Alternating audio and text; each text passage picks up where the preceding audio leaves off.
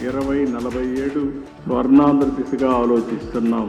ఆ నమ్మకంలో కొంత శాతం పాలకులైన నా మీద కూడా పెట్టండి. మీకు స్వర్ణాంధ్రప్రదేశ్ దిశగా ముందుకు తీసుకుపోయే బాధ్యత నేను తీసుకుంటా. మీకు 11 సీట్లు పరిమితం చేసిన మాట వాస్తవం. దీంట్లో మీకు ప్రజలు తిరస్కరించి మీకు 11 సీట్లు ఇస్తే మీరు ప్రతిపక్ష హోదా ఇమ్మని అనడం ఎంతవరకు న్యాయం? ఇప్పటికైనా ఆలోచించండి. మీరు చెప్పినటువంటి మాటని అనుభవంతో చెప్పాను, అమలు చేస్తానన్నారు. అనుభవంతో చెప్తున్నాను, అమలు చేస్తానన్నారు. మీ అనుభవం ఏమైంది? థర్డ్ జెండర్ వాళ్ళకన్నా తగ్గు నా కొడుకులు మీరు 40 బస్సులు కలిసారు. ఏమైంది? నేను కంప్లైంట్ కూడా చేయను. ఒరే జగనే మేలురా, బస్సులు నిలబెట్టించినాడు. మీ బీజేపీ గవర్నమెంట్లో బస్సులు తగలబెట్టినారు. అంతకన్నా నీచగా ఉందరా? భరోసాను, రైతు బంధును కుదించే కుట్ర, బంద్ చేసే కుట్ర, రైతును బదనాం చేసే కుట్ర ఏదైతుందో ఈ విషయంలో మాత్రం మేము ప్రభుత్వాన్ని వదిలిపెట్టాం. ఖచ్చితంగా ఈ విషయంలో ప్రభుత్వాన్ని నిలదీస్తూనే ఉంటామని చెప్పి తెలియజేస్తూ,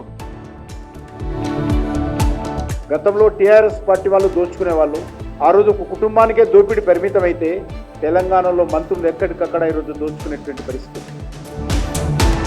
ఈరోజు ఈ భారతదేశంలో అట్టడుగు వర్గాలకు ఒక మంత్రిత్వ శాఖనే లేదంటే అసలు ఎంత సంఖ్య ఉన్నారు, ఆ స్థితిగతులు ఏందో ఇప్పటికో సెన్సెస్ లో కూడా చేర్చడానికి కూడా ఒప్పుకోలేదంటే మరి ఈ దేశం యొక్క పరిస్థితి ఎట్లా ఉంది, ఏం చేసిండ్రు, మన ఎట్లా చూస్తున్నారు? మీకు మొత్తం క్లీన్ చీట్ లేదు. మీరు ఇంట్రీమ్ బెయిల్ మీద వచ్చినారు. దానికే పెద్దగా మీరు ఇంట్రీమ్ బెయిల్కి మై బాయ్ రాగా నా మీద ఏం లేదు అని అంటున్నారు. ఇవాళ నేను ఇప్పుడు చెప్పినటువంటి విషయాలన్నీ ఏ ఒక్కటి అవాస్తవమైనా నేను రాజకీయాల్లోంచి శాశ్వతంగా తప్పుకుంటానని చెప్పి ఛాలెంజ్ చేస్తా ఉన్న కాంగ్రెస్ పార్టీకి, బీజేపీ పార్టీకి. నా మీదగా దయ్యాలు వేదాలు వల్లించినట్టు ఇలా వేదికలు పెట్టి మత్తు దిగితే మస్తుగా యాదికొస్తాయి అన్నట్టుగా ఆ అధికారం దిగినాక బీసీలు యాదికొస్తా ఉన్నారు. వాళ్లకు ముఖ్యంగా సోదరి కవిత గారికి అభినందనలు. అధికారులు ఉన్నప్పుడు మీరు అగ్రవర్ణాలకి అంకితమైనటువంటి మీరు మీ కార్యక్రమాలు ఇవాళ మీకు బీసీల గురించి మాట్లాడే అర్హత ఎక్కడిది అని అడుగుతా ఉన్నాను. కొంచెం అన్నా జ్ఞానం ఉండాలి బీసీల గురించి ఇవాళ మీరు మాట్లాడడంలో. ఈ రేవంత్ రెడ్డి గారు, గతంలో కేసీఆర్ గారు బీసీలను ఓటర్లుగానే వాడుకున్నారు. వాళ్ళ మరి ప్రయోజనాలు ఏ రకంగా పనంగా పెట్టి పదవిలో అనుభవించారు. ఇవాళ మీరు కూనీ రాగాలు తీస్తున్నారు.